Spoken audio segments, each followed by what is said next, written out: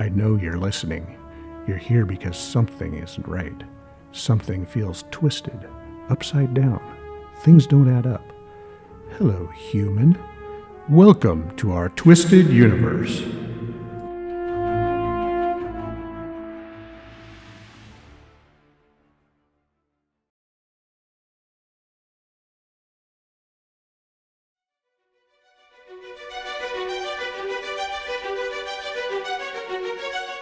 Welcome to part 2 of our amazing interview with Pastor James Carner about the connections between spirituality and current events. With your hosts Joe and Christy and special guest host Bob from Exit the Matrix.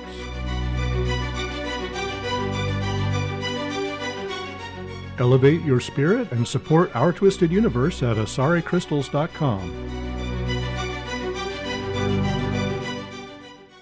So, I think there's little things like that we can do. And big things, like I mentioned earlier. Yeah. We just need to figure out how to come together. That's the big question.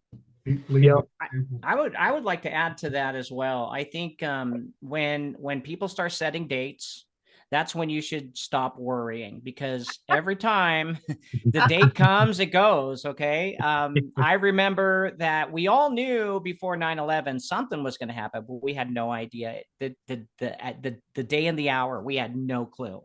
So even all the conspiracy theories that were pre 9/11, they weren't able to, see what the powers that be that were doing. So rest when someone says it's going to be April 8th, God's coming, Jesus is returning. Okay, I can comfortably say nothing is going to happen when that eclipse goes through America.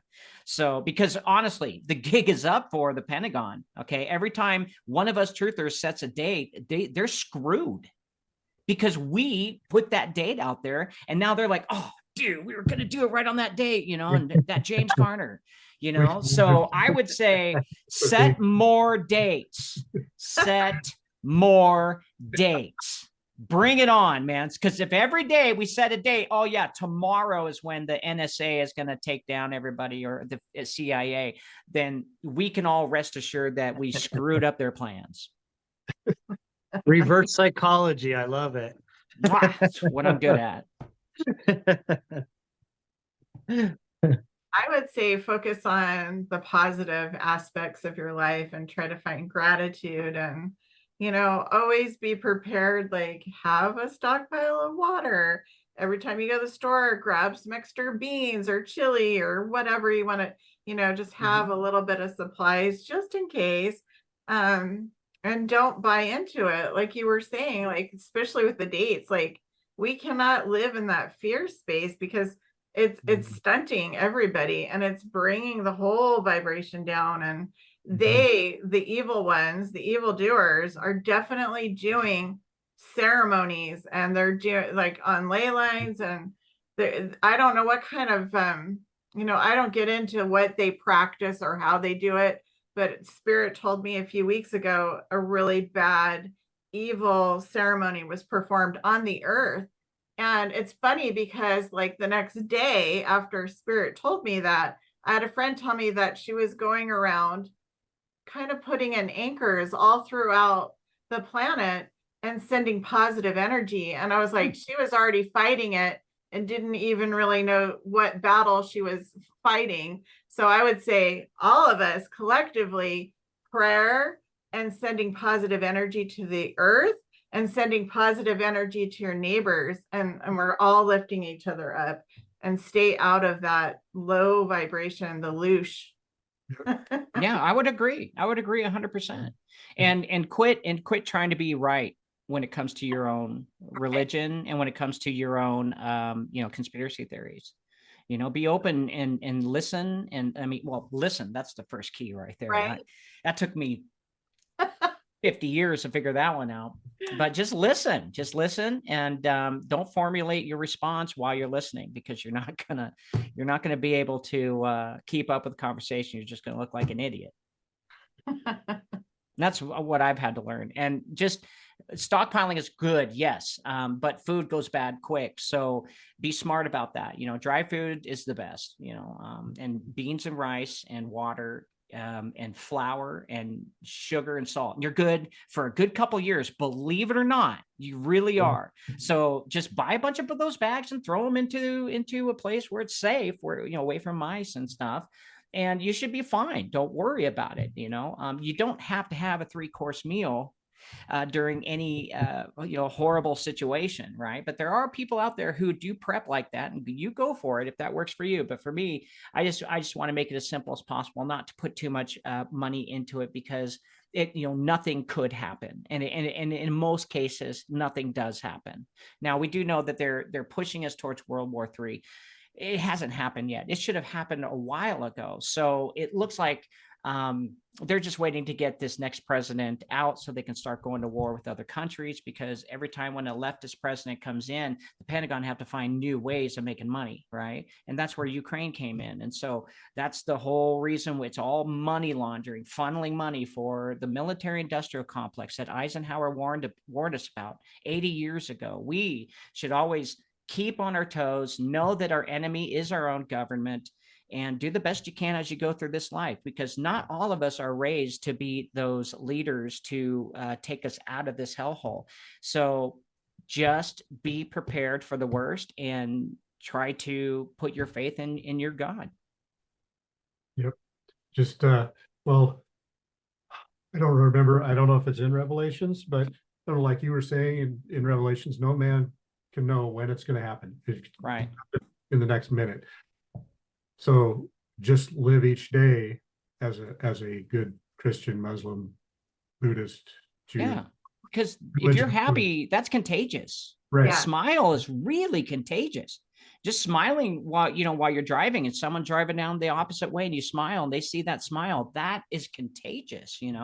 We're missing the boat when it comes to loving our neighbors, and we need to just get back there and start smiling again, because when everyone is smiling, then all of that negative energy is having problems, absorbing our trauma, right? So let's get the archons, let's not give them food. Let's not give the demons food. Let's not give them anything like that.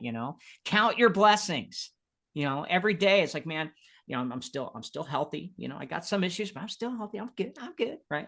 I got my wife, I got my kid, and I got my business, and things are doing really well. So we should be saying that all the time. That throws negative out the door, because it could be worse. You could be in an iron lung. True. Right. Can you imagine the hell that would be? Yeah. That would suck bad. Yeah, that's true. That is true. Put on a happy face. That's right. Only once in a while, make people laugh, not just smile. Yeah. Well, the Bible says laughter is good medicine. I believe it. I believe we all can heal ourselves. Our bodies are wonderfully and miraculously made, and happiness and joy is contagious, and that also brings in healing, and it unleashes those parts of your body that have been asleep, and just start to send the medicines in the right places. And you have to understand your enemy. The enemy are the hospitals. They know how to make money. Okay. That's all they care about. They're going to keep you sick, so you pay them a monthly payment. And that is the capitalist way of doing things. Right. And so, not saying capitalism is good or bad. Any ism will fall. All of them do. But we have to realize that the enemy are the ones that are controlling us, and those are governments, those are the cities, the counties, all of them. And we just have to realize that, okay, this is what they've been doing for thousands of years. Am I to be Moses? Am I to bring the people out of Egypt? Or am I just to spread the word and say, here's how the system's set up. Just know that if you end up with nothing, it wasn't your fault. You're not a bad person. It's just, you live in a fallen world with evil intentions. So don't be so hard on yourself. Hack the matrix. You were talking in a video, James, about the Watchers, and I'm not quite sure what they are. Could you go in a little bit? Genesis 6 which is the first book of the Bible, and Genesis chapter 6, and the first book of Enoch explain that there was these sons of gods, 200 of them, in fact, 200 of them came together and started talking about their duties and roles, responsibilities on watching the human beings as they progress. And one day they decided that they could actually become gods if they fell to earth and made man worship them. And they gave them technology, they gave them cosmetics, they gave them metallurgy, they gave them all kinds of wonderful, even fire of all things, right? And help them progress a little bit too fast, faster than probably God wanted them to progress, right? And while they did that, they knew they knew it wasn't a long-term gig, but they still decided to anyway. They even knew that they were going to be punished for it, but they're the ones that came down let's just say in their flying saucers, okay? And they're the ones that crashed their saucers, gave man the idea of reverse engineering, and took that information. And in exchange, all they wanted was to manipulate our DNA. So it was a long-term plan for them, but a short-term plan for God, because the flood wiped out all of their creation up until them in 1946 with the I'm gone. It cut you right off when you were explaining the fallen angels, the Watchers, how they were listening in humanity, all the the tools of civilization and all that. Yeah, it happened before, and now it's happening again. That's my personal belief. Back then, they in exchange, they wanted to play around with the daughters of men, create their own children. They wanted kids. They wanted to feel like what God feels like, and they knew all of the Earth's secrets on how to put different elements together. They knew the periodic tables. They knew all of that stuff, mathematics. And they just kind of gave us a little bit of that. While we played around with that, they were starting to manipulate our DNA and create their own kind of children, And and I really do believe in my whole heart that they're starting it all over again. And it started back in 1946 with that desert ritual with L. Ron Hubbard and Jack Parsons. That's a rabbit hole going down on that. It is. I mean, that touches like Manson and all that. I mean, the Beach Boys, the Rolling Stones, like all. I mean, there's so many celebrities and in music and movies that were involved in that. Jet Propulsion Laboratory. Children that were all involved in that too. Right. That went through that they were putting through trauma-based mind control and such. And most of those founders came over in Project Paperclip. Yeah, right. Yep. So yeah. Oh, I think he froze again. That was a long ride. I'm telling you, like, sometimes I think, I don't know.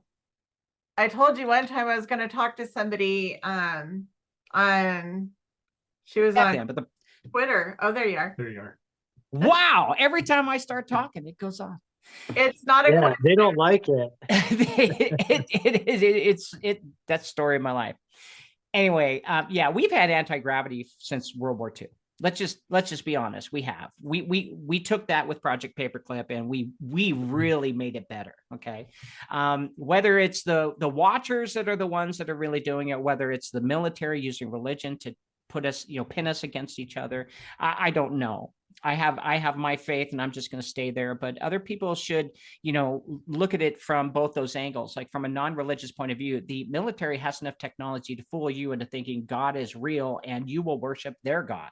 Whatever that is, it's not going to be the God of peace. It's going to be the God of, you give me my 10%, kiss my ring, right? The God Father. That's what you're going to get. Yeah. I just personally would rather worship God the Father, a loving being who cares about his children, who didn't create a hell for them. You know what I mean? Who gives them chance after chance after chance after chance. And that's why I said from the beginning that this is the slave version. Okay. It doesn't talk about the loving, wonderful creator whom is sorry that all of this is happening right now, but unfortunately he will turn things around and everything will be okay. When that is, I couldn't tell you, but it looks like anywhere between now and 120 years. That's what I think. Just my opinion. I don't want to see well, I would like to see things turn around now for sure. Me too. Yeah. That brings to mind a question. Is in the non-slave version, is there reincarnation? Do we come back to Earth? There are some scriptures that sort of support it, but it's still unclear. But there is a gal on TikTok whom my spirit leaps for joy when she talks. She actually she sees angels and she talks to angels, and sometimes those when people say they do, I listened for a long time before I say, okay, I'm going to go forward with this person. They're legit. And I listened to her for about a year until I went, okay, she's got to be telling the truth because she's right on scripturally. But she was saying, yeah, there is actually a couple forms of reincarnation. When someone who's done some horrible crap on earth, go up to face God after they did all that stuff, they will have a chance to redo it, but they're not going to keep all of their memory, right? Their memory will be stored in heaven, however that is. I don't know, maybe a hard drive, I don't know, but they will come down with some form of reincarnation and try to be a better person to humanity because that's what they pleaded and they asked for. And I believe God is a just God with a court system. And Jesus, thank God, he paid the blood. He paid for all of our sins. So when it comes time for judgment, none of us are in trouble. We didn't do anything wrong.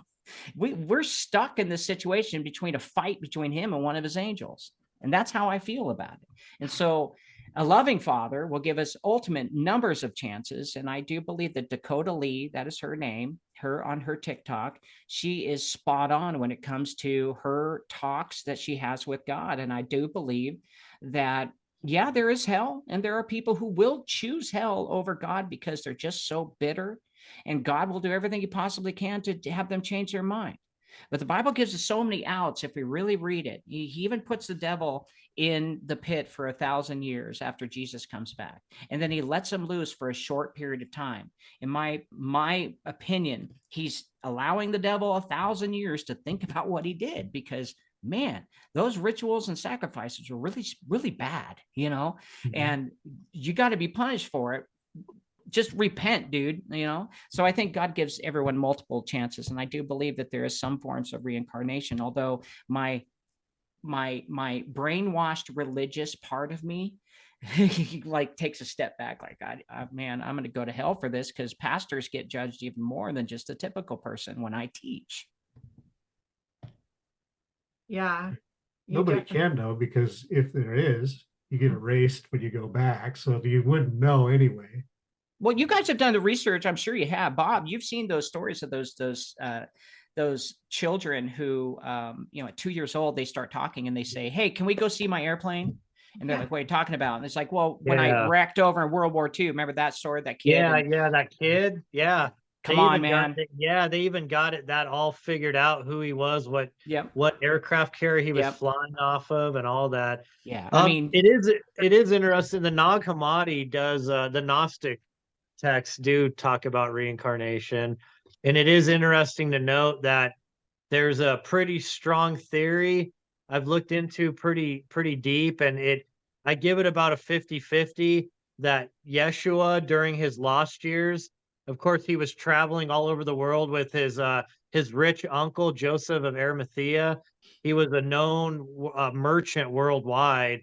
And so Yeshua was, he was traveling all over the world and he was teaching in Hindu temples and in Buddhist temples. He was, learning and teaching in with the Druids, even in northern France and all that. Mm-hmm. So, I mean, he was all over in Egypt, with the mystery school teachings and, of course, the Essenes, most importantly. It's at least in the Gnostic text, they say John the Baptist and Yeshua were both students of the School of the Essenes. So, you know, and that's of course where a lot of the Dead Sea Scrolls come from. But they call him in a lot of the what do they call that? The like the teaching temples of the Hindu temples in India. I can't remember what it's like right on top of my head. Anyways, where they have like a yogi master over each one. Well, ashrams. Yes. They have Yeshua. They called him Isa or Isa, the Son of God, and they have him described in their old scrolls that he had taught, and he'd come and learned, you know, and sat with some of the yogis and some of the ashrams. So, yeah, I mean that's interesting, you know. Yeah, that's why I say, hey man, all I know is I was taught to read this and not question anything else. And something doesn't add up doesn't sit right with me on why I can't question reality, why I can't question my God, right? Because again, that goes back to, who do you worship? God the Father or the Godfather? And so I'm not interested in this angry God. If that's really true, and we do live in the Gnostic view, where the Sophia, who is the God of this universe, and I'm talking about the whole universe, all of it. And they're in the Gnostic belief system, there's other gods as well, but she's the only one that is just angry at her own people. If this is really true, I don't want to have anything to do with her. No way, you know, because if you're an all supreme being and you don't have any love for what you create, and you just create misery for them, like what we feel like we're in, no thanks. I won't worship that. I won't. I'll go to hell. You put me in hell. You know, anything's better than, you know, this narcissist God. That's how I feel. Yeah, I've always said, you know, just my own personal beliefs, because I've studied the Bible for a long time, and I always felt that the Father in the Old Testament, that God, and the one that Yeshua taught about seemed drastically different. Yeah. Yeah. Seems like, yeah. And we don't know if the Old Testament God was Satan. We don't know if that was him at times or not at times. We just don't know. And again, theologians argue this all the time, you know, and I'll tell you what, if you believe in something strongly, you will make a case for it, if you really do. And so that's where wisdom comes in. And that was something that I asked God years ago. I said, I would like a double portion of wisdom. And that's when things started to get really scary for me, because all of a sudden I'm now questioning, you know, scripture. I'm questioning, you know, just the way that the stories relate, and how Jesus was so different from, you know, the Old Testament God. And God told me, warned me before I asked for a double portion of wisdom. He said, you're not going to want it. And I was confused by that. I'm like, why not? Who wouldn't want wisdom? You know, I'd be smart. Well, I didn't understand that wisdom had nothing to do with how smart you were. It had to do with figuring things out with discernment and coming to a common sense conclusion based on the data. And yeah, he was right. I opened up a can of worms, and I don't know how to put my head back in that sand, because that's where your faith starts to really come into question. But honestly, it's probably the best thing that's ever happened to me, because it's turning me into an actual individual, critical thinking human being, and not a worker bee. And I don't want to be the slave Bible version of James Carner. I want to be the critical thinker, the one who can understand his surroundings are evil at all times, and I can maneuver around that without anybody knowing, you know, what I know. And wisdom is keeping your mouth shut mostly, you know, especially online, you know, because this stuff will come back to haunt me when I run for president. That's awesome. I'm totally kidding. I don't. But you know what I'm saying, you know, the internet is forever. Yes, it is. Yeah, I mean, you know, you got to get tempered like a sword, right? I mean, you gotta, I mean, if you're not getting beat on and put in the fire and into the water constantly, you're not going to come out a very strong sword. Mm-hmm. So you've got to definitely, like you were saying, just, like think and be, I think you can temper spirituality with logic, mm-hmm. And a lot of people, it's like they're either hardcore spiritual, but they don't add a lot of logic into it and critical thinking, or mm-hmm. else they're all about just logic and critical thinking, and they don't bring any of the spiritual into it. So, mm-hmm. I know I struggle. I can swing either way too much sometimes. I mm-hmm. definitely finding that balance, is I think important, I agree. It's and to me, it just goes back to loving your neighbor. Loving your neighbor is listening and not jumping to that judgment conclusion right off the bat. And I've struggled with that all my life because I grew up as a know-it-all, because I learned that from my family trait. And I witnessed that from my family members and the way that they approach themselves is because they had insecurities. Okay. And they had to be right, be this, subject of attention for everybody just so they could feel better about themselves. And then once I, wrestled my ego, found out that there was two types, a bad and a good ego. And I wrestled the bad ego and I told it to go away. And then I focused on the good ego who actually loves their neighbor. And then use whatever kind of wisdom, knowledge, or discernment that I currently have that to actually help them. And that's what we're supposed to do on earth. We're just supposed to help our neighbor. It's not about me anymore. It used to be. Now it's about anybody that's around me that gets into my bubble or circle. I'm going to pay attention to them. I'm going to listen to them, and I'm going to help them out if they need help. That's all. And whatever that help is, it could be anything from a smile to telling them a joke, to helping them build a website, to looking at their business plan and showing them where, they can improve. Anything. Just be there for them. That's awesome. Well, that was the last commandment Jesus said. Hey, he said, the last commandment I give above all others. He said, love God and love your neighbor. He's like, and you can't even do that. Right. I can't. Yeah. Well, that's what they tell us anyway, but I think we definitely do. As far as like the Bible and religion, I was not a Christian. I never went to church as a kid. I didn't become a Christian until I was 23. I didn't know how or even get it. And I think a lot of people are caught in that loop, like, well, I'm not really this and I'm not really that. So as long as I can just be kind of floating around, just whatever, you're not really getting to the creator. You're not getting to the source. And that's where they want you. They're perfectly happy as long as you're, like floating around and not really sure. I don't know what I believe, or, it doesn't really feel right. You really have to fight through that to become connected. It just doesn't happen overnight. It just is, you don't just wake up one day and go, oh, I have God in my life, or I have the creator, and I feel that connection. You have to actually ask for it, and you have to keep asking for it. It took me several months and a lot of nightmares.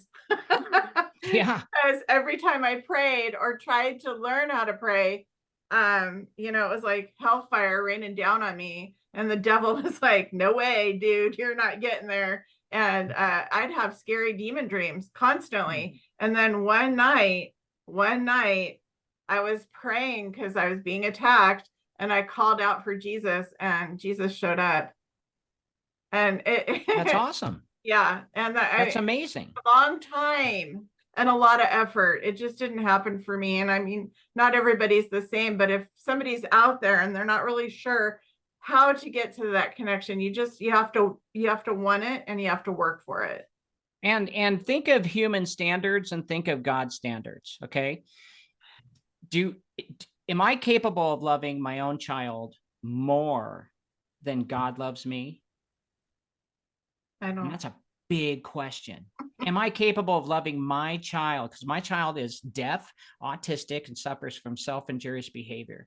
We've gone through hell on earth watching him have hematoma after hematoma after hematoma, to where it's almost close to brain damage. Now, if I compare my standards to my love for my child versus God's love to me, or God's love to even my child, I think I'm going to hold faith that there is a higher power that loves me even more, and that he's just as sorry and upset as I am, but his hands are tied. Because you were mentioning something, it took me a long time to pull God into my life. See, I think he gives us that option because he gave us free will. And so with free will, you have to want it. And he doesn't want you to be a part of his family if you don't want to be a part of his family. Not because he doesn't love you and hate you. It's just because he knows that you have your own journey ahead of you. And wherever that journey goes, if you choose him, he would be excited and happy and will shower you full of blessings. But on the other token, I believe he's going to give you other options. If you want to, go into another realm and stay in that realm for the rest of your life, then go for it.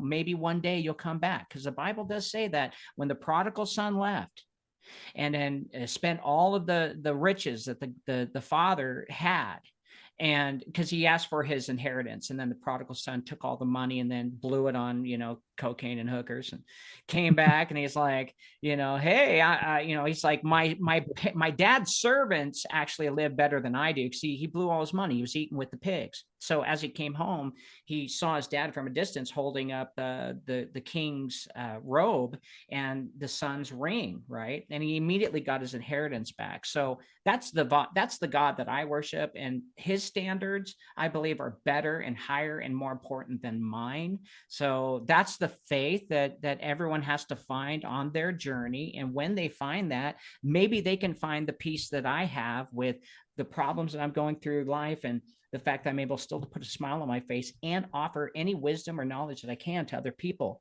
and give them, some hope in this horrible world. And that's where I always constantly think of the word standard. And I hope that's what you found when Jesus came and saved you from that spiritual attack.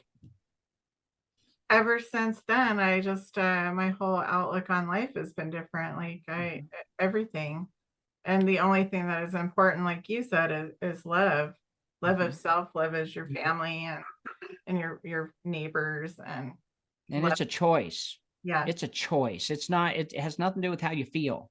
Love is not an emotion, never will be. Okay. Love it comes from a whole nother source that we don't understand. That's the source. That's God. And God is a choice. You make the choice to wake up in the morning and make coffee for your spouse.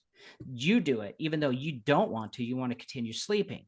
But love is you do that. Love is you do the dishes and the laundry and you mow the lawn. You do all the housework and you don't want to do it.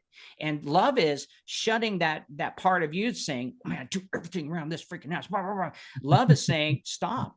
I'm doing this so that burden isn't on that person. Love is doing everything your flesh doesn't want to do. Right?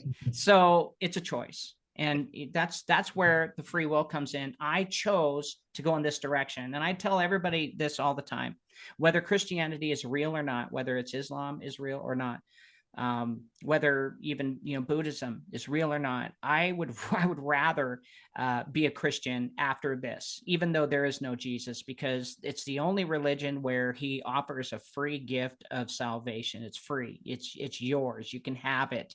You don't have to do anything for it. You don't have to earn your way to heaven. While all the other religions that I've studied, you've had to earn. You had to do something. So I go back to the standards and I go, okay, that sounds more like a loving God than a God saying, earn your way to me. Yeah, it's not a credit system. No, it shouldn't be. It should be you're my child. Get in here. I'm going to take care of you. I know you're disabled, but I'm going to take care of you,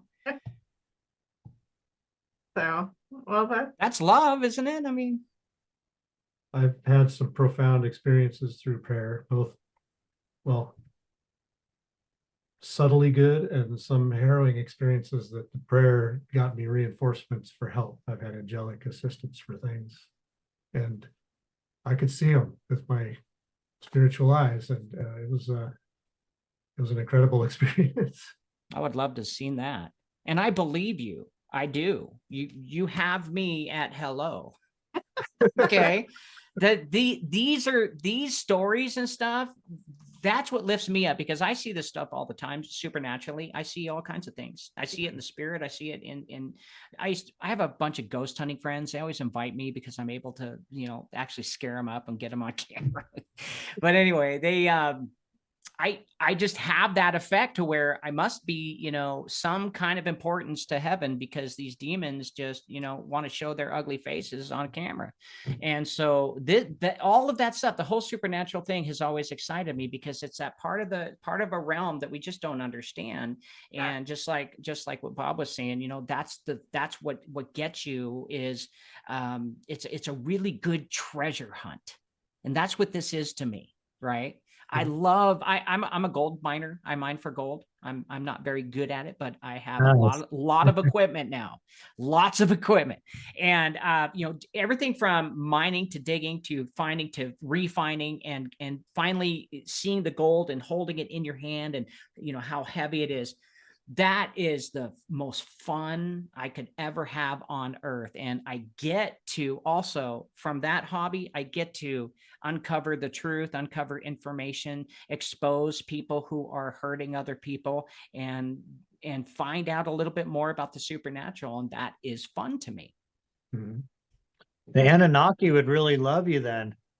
Oh yeah, because they're gold hunters. I was just kidding. They love their gold. That's the Zachariah Sitchin version. Honestly, I think most people don't think they were just trying to fashion us to like mine gold, but who knows? Maybe we were.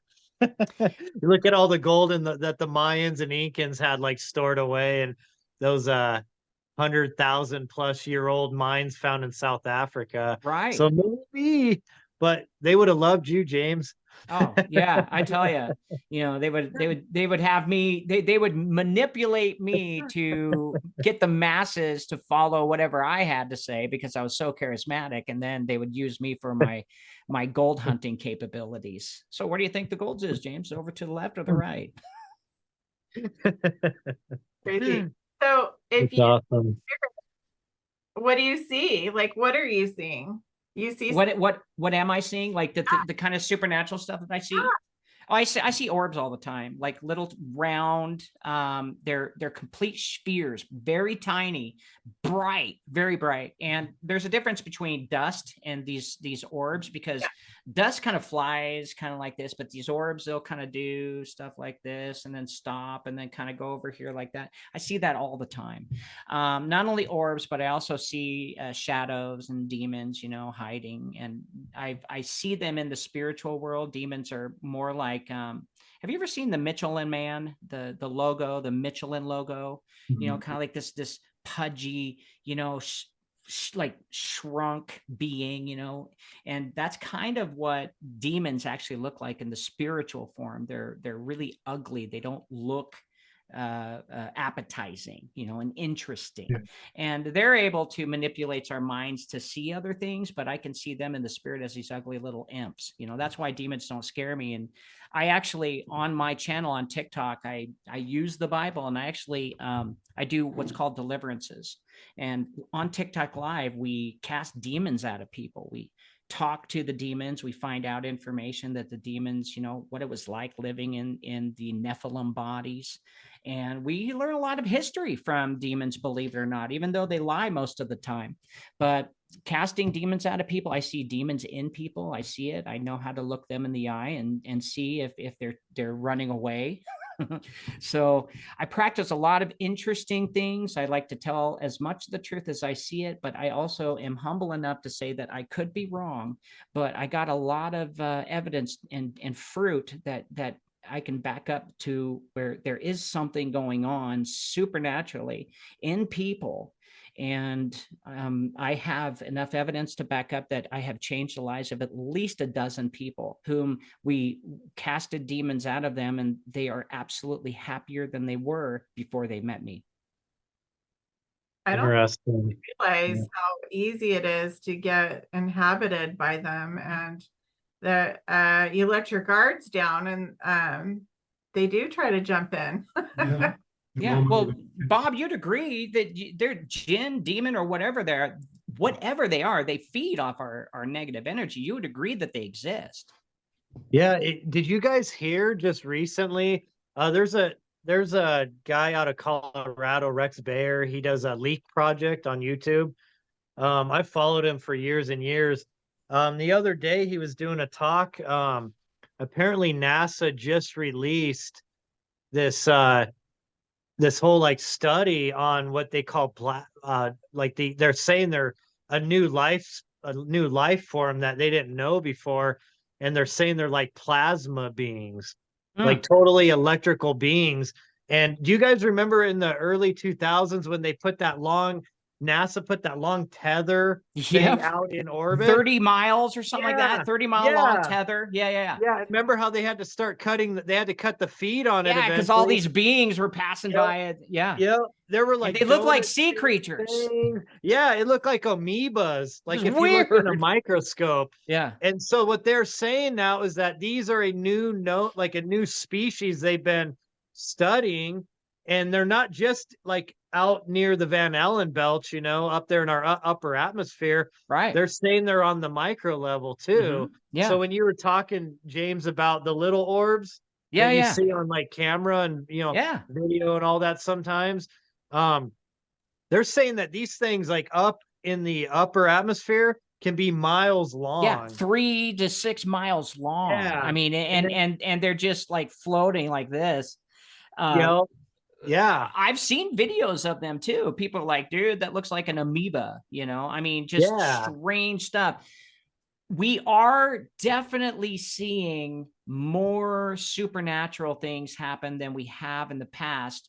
But I can say that since technology has come and it's easier for us to videotape, that we have gotten easier at manipulating these things. But from my view, I've never seen the big ones. I did see that one UFO that was like a football field shaped, but the tether and stuff, that NASA footage, you can't, that was how they could have faked that because that came out back in 2002, 2003. It was a long time ago with that tether. Yeah. And that evidence right there will stay in history as a very, very good evidence to point to something alive is out in space. And whether that's water out there, we don't know, that's the Bible says it's a firmament, is it water out there? I don't know, but it's fun to go down these rabbit holes. Oh yeah. Especially with people like you, because I've been enjoying this conversation ever since we started.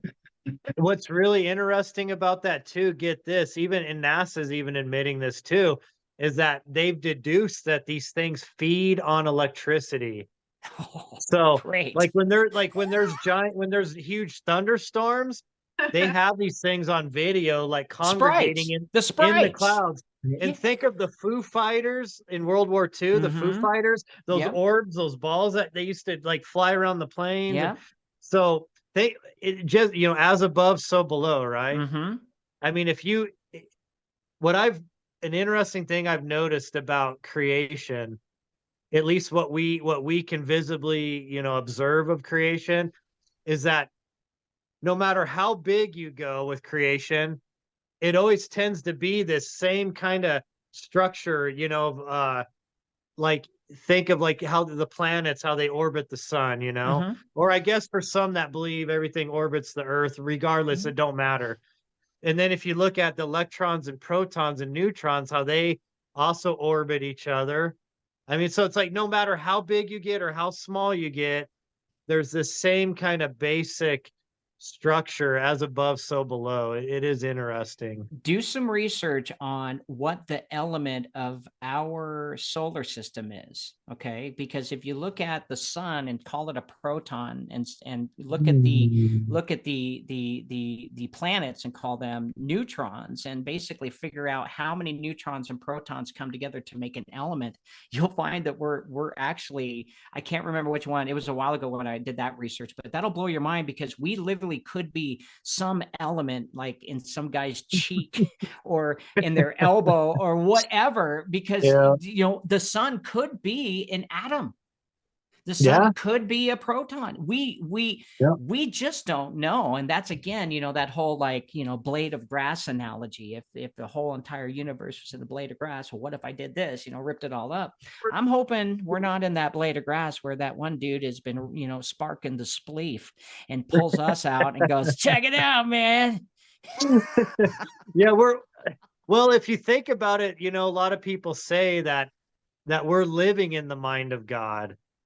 And you've seen those pictures of universes when they are able to conceptualize them. Like, it looks like a brain. It looks like the universe is a brain. Yeah. And it's all the electrical connections in the brain and all that. Yeah. So, yeah. I mean, it adds a lot of credence to the fact that, we are essentially like fractals of God, of his essence, of that spark of creation, and that like the Fibonacci spiral, it's just like that one pinpoint, and everything is just keeps, his creation keeps expanding ever and ever and ever. It's like, and the faster it expands, it even gets faster and faster and bigger. And I mean, it's crazy. I mean, you can really blow your mind when you think about those concepts, and then that'll really put you in awe of this creative force, because it is so insane that it gets to the point where you can't really wrap your mind around it, Yeah. And in the end, I still know nothing. Yeah. Yeah. It's like all of a sudden, man, I'll get hit with some new rabbit hole, and then I'll just be like because I'm always trying to build this is just me, but a 5-paragraph summary of the big picture. I can't help it, but I'm always rewriting it, right? And then there's something that'll take me off in a rabbit hole, and then I'm like, all of my theories just went kaput, and I have to start all over again, but isn't that the great thing about an adventure? I mean, can you imagine if we knew everything? Then we'd be quite bored, and we may rebel like Satan did. I could literally say, if I was bored worshiping God for 2 million years and never got a break, I'm sure I probably would have lost my mind. You can only sing so many worship songs before it gets kind of old. Yeah. Well, I mean, essentially, a lot of the old stories, like the Epic of Gilgamesh and like Inanna's descent into the underworld, and some of that, like that very beginning, where the Bible and all of our stories come from, it essentially, it's about the hero's journey, that when a spirit inhabits a human vessel, and you're in this lower third dimensional realm, it's like you're taking that hero's journey. You're kind of leaving that higher self behind that's closer to the source, and you kind of go out into darkness, and then you pop out of that darkness into the light, and you're a baby all of a sudden, and the doctor, is there, in front of you, and your mom's holding you all of a sudden, and the hero's journey started now, right?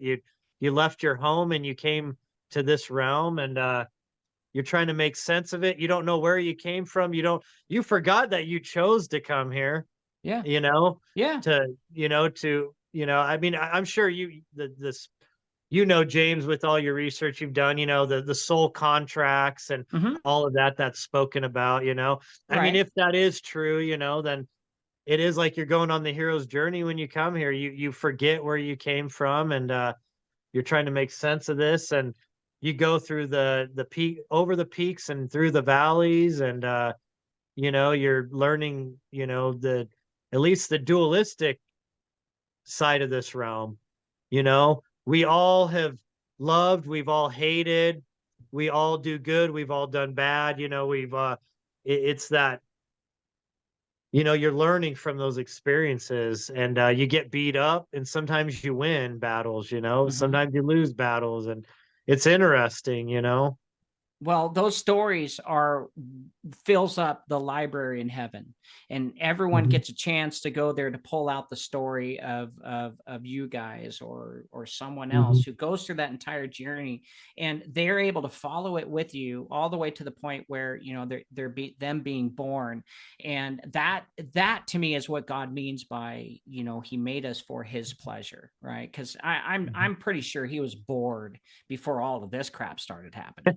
And it's made an interesting story. Believe me, that will be told for millions of years. And who's to say that God isn't done creating? I believe this is just a test run to see what the angels will do.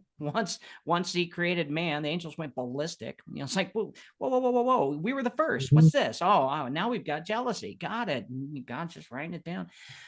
We are just going through a spiritual journey to get ready to live forever. And we need something to look back on in our lives to remember how hard it was when we couldn't remember how hard it was before we had eternal bliss. And maybe it'll remind us not to rebel like Satan did and Lucifer and the 1/3 of fallen angels, right? Maybe we'll be like, yeah, I don't think it's worth it. This is better. I'm going to stick with this, right? Because we all rebel. We're children of a God. We are his children, her children, whatever. Because I don't believe there's a gender. But I'll tell you this, man, you know, living 1,000,000 years in heaven versus 100 years on life, which one will you pick? You know, eternal bliss and just happiness and joy and fun and games and all of that, all the food you can eat and you don't get fat. Come on, let's do this. But on earth, you know, that 100 years that we live on here, where we literally are watching the government continue to take away our rights and our freedoms and all of that, and how we've got friends who are addicted to drugs and all kinds of things, and people are dying, and it's just like, this has given us an example of don't forget. And I think this is the journey we're going through, and we're going to be able to open up that book of everybody else's journey, and that's going to take us millions of years to go through everybody's life plan. And I think that's what it's all about. Yeah, and something that I think about a lot is, you know, what is all the point of this? You know, it's obviously a learning experience, and you always. I try to think of like, well, what does a father do for their children? They try to bring them up to do even better than them, right? So not trying to say that man's going to be better than God, but what I'm trying to get at is that we could be going through a process that we're being trained to eventually be, you know, God children or gods over other universes or worlds that the creator of all is created, you know? So we're being, you don't just let a kid go manage its own world, right? In some other dimension. No, but we got to go through this process of, you know, learning duality and learning how we can affect other people and good and bad, you know, so that, and maybe we do come here multiple times. So we build up this learning experience so that someday we will be ascended to the point spiritually where he can allow us, you know, or he feels comfortable with allowing us to manage some of his worlds or planets or universes or dimensions or what have you that's been created. Yeah, you know, so I agree. I mean, that's like on a way past all of this, but we're so fixated on this right now because it's such an important point in at least the construct of this time, you know, to learn these experiences. And you know, I don't know, it's a wild thing I always think about, you know. No, that's not wild at all. It makes absolute sense. We're not going to be floating around in clouds playing harps, you know, shooting love arrows. I mean, that's the most ridiculous thing I've ever heard. No, we're going to be, the Bible says actually we're going to be like mayors of cities. So God's going to create, he's going to create more beings than just man and angels. So he's going to go off. Okay. We're going to be living with him forever. He's going to have assignments for us. He's like, hey, James, you want to go check out what's going on Neptune? They're going crazy, you know. Like, yeah, you know, let's do this. You know, we're going to be doing all kinds of things. He's going to keep us completely busy where we're not going to we're not going to be angry at him, try to rebel against him, and try to become God. And I'm sure if we want that, we can talk to him and reason with him and say, yeah, I really want to be a king. I want to know what it feels like. Maybe he'll, figure out a way for all of us to feel like what it's like to be a king. And then we'll go, I don't want that. Because I'll tell you what, I don't want to be God. No way. I don't want to know that I can't unalive myself, because he can't kill himself. He can kill us and unalive us, and we cannot exist ever, but he can't do it. And that scares the crap out of me, So I feel bad for it. I look at God as a lonely God, and a God who can't unalive himself, and he creates things that completely rebels against him. And I feel sorry for him, and that's how I view it. And so I want to be that person who asks God, what do you need that you're not getting right now that I can fulfill? I'll do it, because he's perfect. He's got everything. What could he possibly need from me if he can conjure things by speaking it into existence? And maybe he just wants that one person just to say, I'll tell you what, will you just sit and listen to me? Don't give me, ideas on how to help. Just listen to me. I got something that's on my mind, and I'll be the ear for God. I'll do that. And I'll sit there and I'll listen, and I won't judge, and I won't offer any opinions. But I'll tell you what, the kinds of stuff that I'll hear will probably blow all of your minds. And that's what I'm looking forward to, because I do believe that between God and I am going to be the ear for God, because I'm the only one asking, if I can be. And I think God's going to open up a new position for me. I like it. Sounds good. Interesting. I think I'll be co-creating like some tropical Hawaiian beach planet universe. That'd be so fun. So fun. It's just covered in Hawaii's. Yeah. Yeah. Can you imagine, being able to swim without having to breathe, and you could just go underwater for hours and explore the ocean? I mean, come on. Or fly. Yeah, dude. I got lots of plans. Yeah, when you have the dreams of flying, I've always imagine flying like a bird. Yes, thank you. Let's go. No, I don't have dreams like that though, Bob. I have dreams where I'm driving a car and the brakes never work. So those are the kinds of dreams I have. I don't know why, but I can't stop. Give me those flying dreams. They're not often, but you remember them when they happen.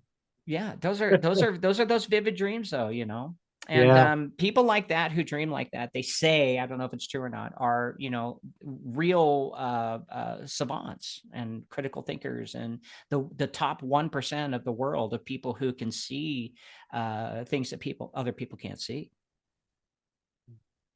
I think. I'm almost positive. Read a couple books on dreams, it'll blow your mind. I'll take that as a compliment. No, totally. It is. It is. Absolutely. Stroking my ego a little bit. I'm not a brown noser, am I? No. And some of my people on my TikTok channel say I am. I'm like, you know what? If being a brown noser makes someone happy, go for it. Whatever. Who cares? As long as someone bring them joy in their life. Whether you compliment. Because my grandmother always told me, if you see a woman and you find her attractive, tell her she's beautiful, and do it in a way where you're not trying to, go beyond any barriers. Yeah. Tell her, say you have beautiful eyes, and mean it. Don't just say it, right? Just mean it. And I do that with men too. I just took it from the women to the men, and I do it to everybody, to where I find something just beautiful quality about them, and I tell them, man, I am jealous. I want your hair. The kind of hair you grow, I want it, and I mean it, right? I mean it. I'm not just saying it because I'm trying to brown nose or give them a compliment. That's the state of mind I think we all need to get back into, the real compliments. If you find something interesting about a person, tell them, because we all don't get to hear it very much. We live in this internet world where we're not getting the compliments and the pats on the backs, and that needs to come back. We're getting bombarded with bad comments on the internet, and Not saying the whole participation trophy part, but I am saying that, the internet is killing our confidence and in our inner and outer beauty, and we need to fix that. Yeah. Yeah, definitely. Out there in the public forum, you just have to have like a shield. Mm-hmm. You know, you really do.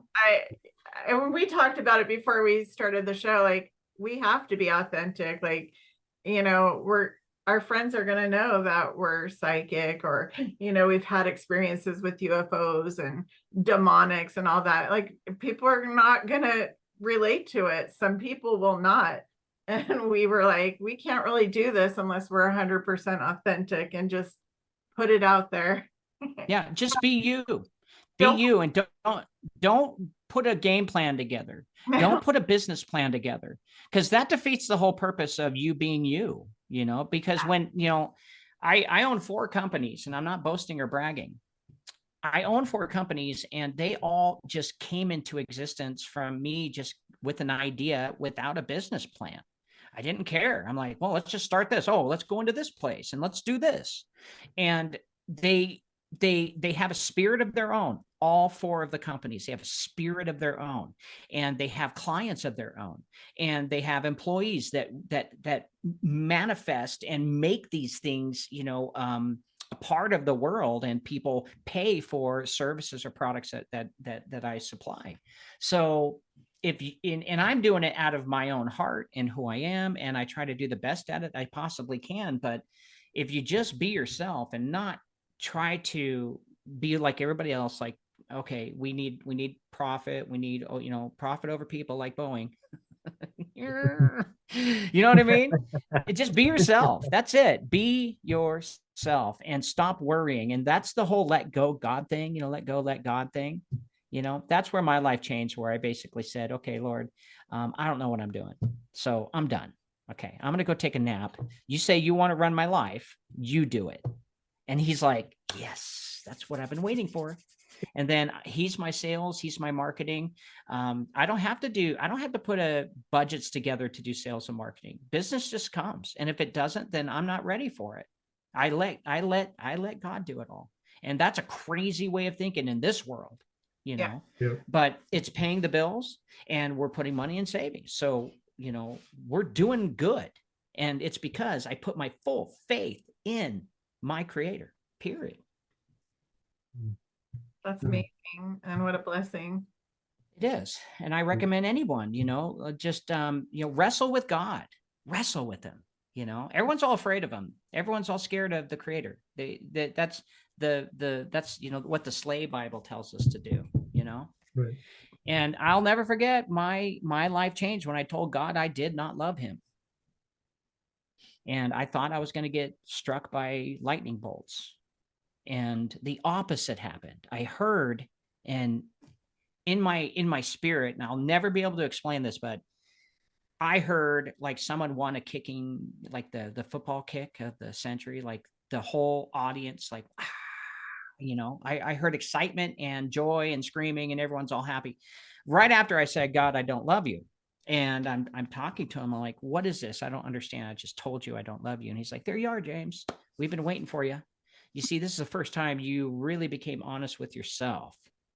And you said, I don't love you, because you don't know me. And then that's when he's like, okay, so now let's build a relationship. Okay. You keep talking to me. I'll keep answering your questions, and let's see where this goes. If you fall in love with me, awesome. If not, you're not going to hurt my feelings. And that's where my spiritual journey went leaps and bounds. And that's where I was able to build that kind of faith, where I could build a company and know that if it's successful, great. If it's not, I don't care, because I could do another and another and another, because I'm a data guy. 1 out of 100 companies make it past 5 years. I know I have to do 100 companies every 5 years. Okay. So anyway, there you have it. Let go, let God. That's amazing. Well, I think we'll call it an evening. It was so fun speaking with you, and I'm sure the viewers are going to really enjoy listening to all this. Definitely would love to have you back. I would love to come back. Absolutely. 100%. Yeah. Just let me know. Of course. Bob, it was awesome meeting you too. Yeah, James. I love your brain, dude. I love your brain. It was fantastic talking to you. You definitely got me some things to think about. So thank you. Appreciate your energy.